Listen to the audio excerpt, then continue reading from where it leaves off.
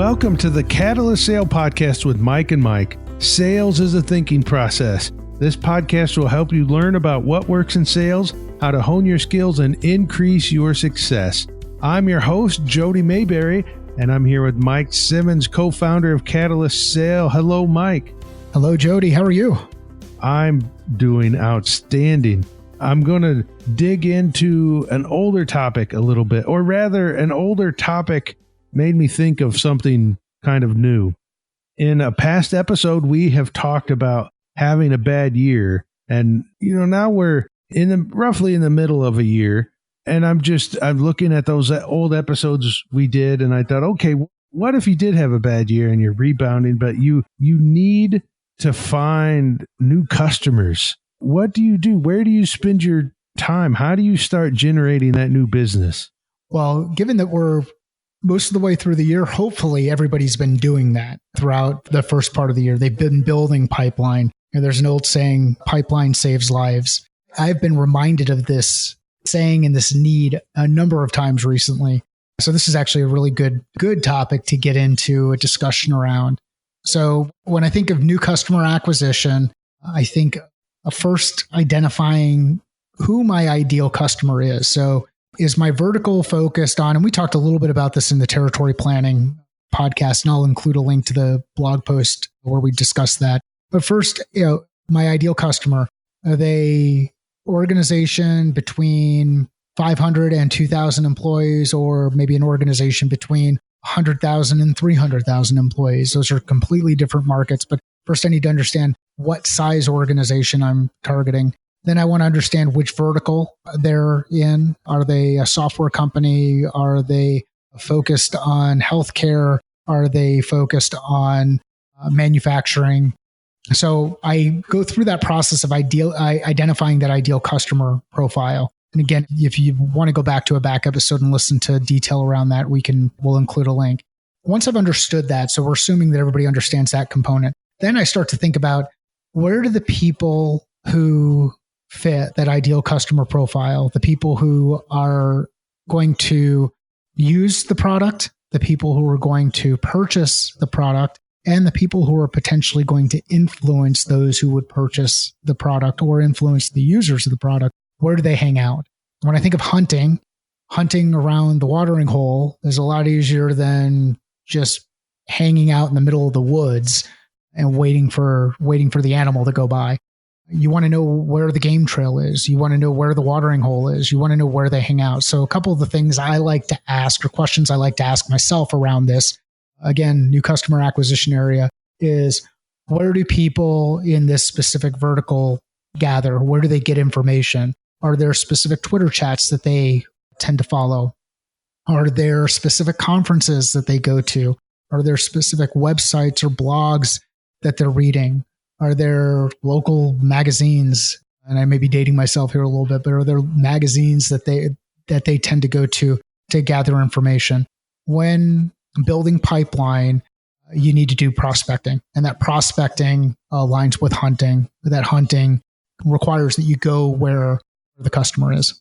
As you say that, it seems to me kind of obvious now. I'm like, oh, well, it makes sense. You have to go where the people that have the problem hang out for the solution that you have.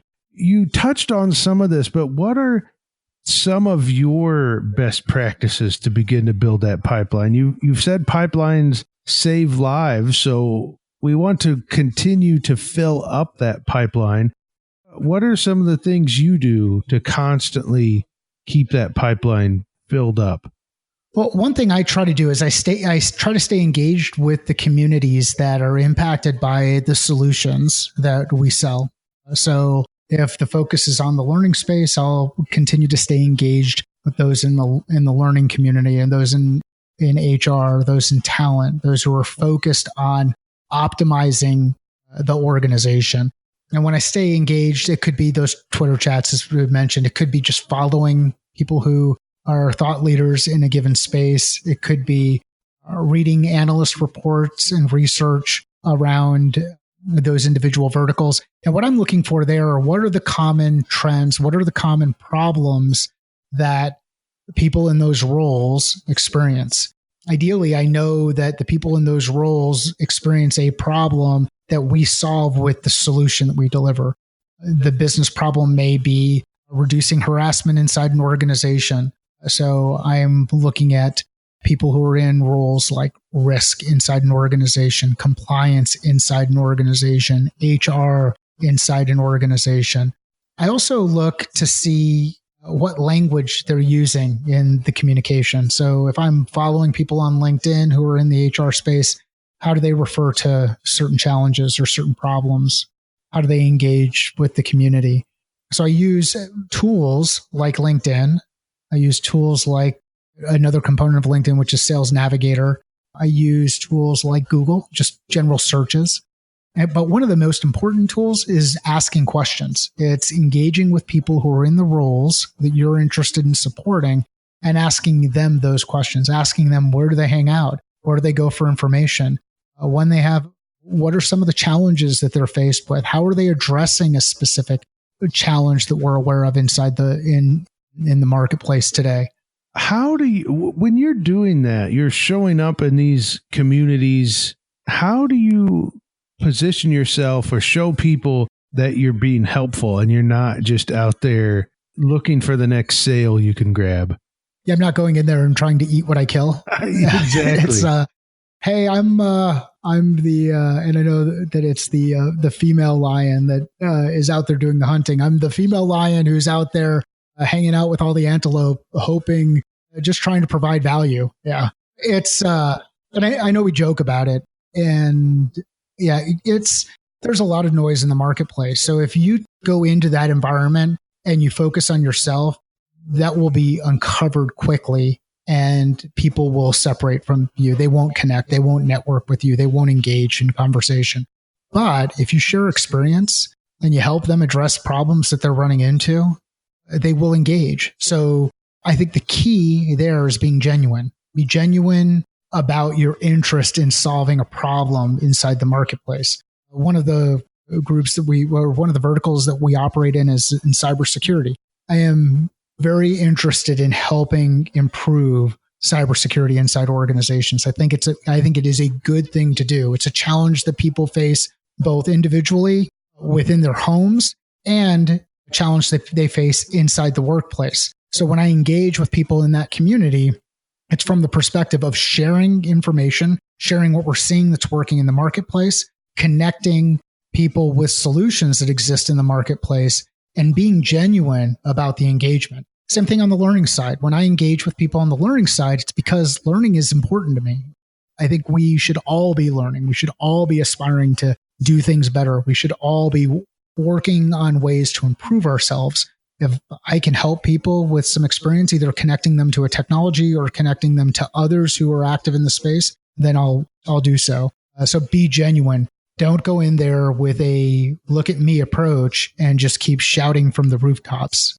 All you're doing in that scenario is you're just contributing to the noise. So engage, be active in the community, and deliver value. Use your experience, your expertise, the lens for which you look at you view the world through, and share that inside those groups. And if you have something of value, people will latch onto it. Okay, earlier you mentioned you have to find the language that the people, your potential prospects, are using. So I'm going to focus in on that just for a little bit, because you used some language that I'm not real familiar with. You said one of the verticals we operate in. And that makes me think, well, first, I could probably figure out what that is. But when you dealing with prospects and they use a word like vertical that's not familiar to you in that context, how do you go about learning more about that to make sure you now can use the right words in the right way without seeming like a goof or seeming like you're just trying to use their words to fit in? Yeah, it's tough. I mean, ask questions with a genuine interest in learning, and people tend to share. They, at least in my experience, they'll share, they'll be open with you. They can also see through the BS. So asking a question just for the sake of asking a question is not really productive. But if there's language that comes up, if someone uses the word vertical and it doesn't really make sense, or you don't have the context, or you think of vertical when it comes to a vertical ascent and climbing up a mountain, and what they're talking about is a specific industry, you want to make sure your vocabulary is aligned. So ask the questions. The other thing I do is I use Google, and I'll search for words that don't make a lot of sense to me or confusing, or I'll ask people in my network if they've come across this.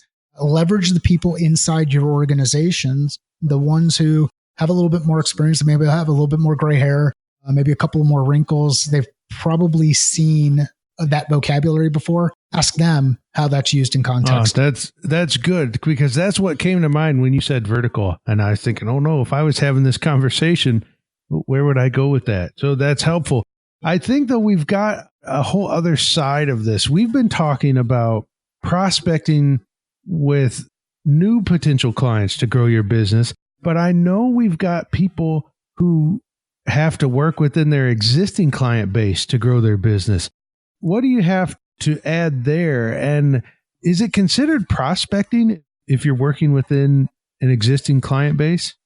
I think it is, because I think, and traditionally when you talk about sales roles, and this is going to date me a little bit, but you hear people talk about the role of a hunter versus a farmer. And everybody wants to have hunters. And it looked at as farming is easy. I know your family's from the Midwest. I don't know how much farming you did. Jody, did you do much farming as you were growing up? No, I grew up in the city, Peoria, so I didn't do much. My grandfather was a farmer, though.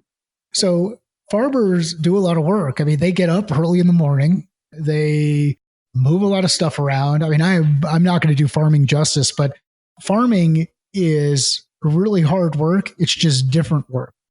So hunting, farming, I look at growing business within your existing account base as hunting within your existing account base. And that's just is because I tend to fall on that other side, that side of how do I find opportunity within a specific market or within a specific territory? So if your territory is driven by existing accounts, you can go through the same process. You think about what your network looks like inside a given organization. If you're dependent on one person inside your customer, if you've got one relationship with somebody inside a given customer, you have a significant amount of risk in that business. I mean, that person can leave.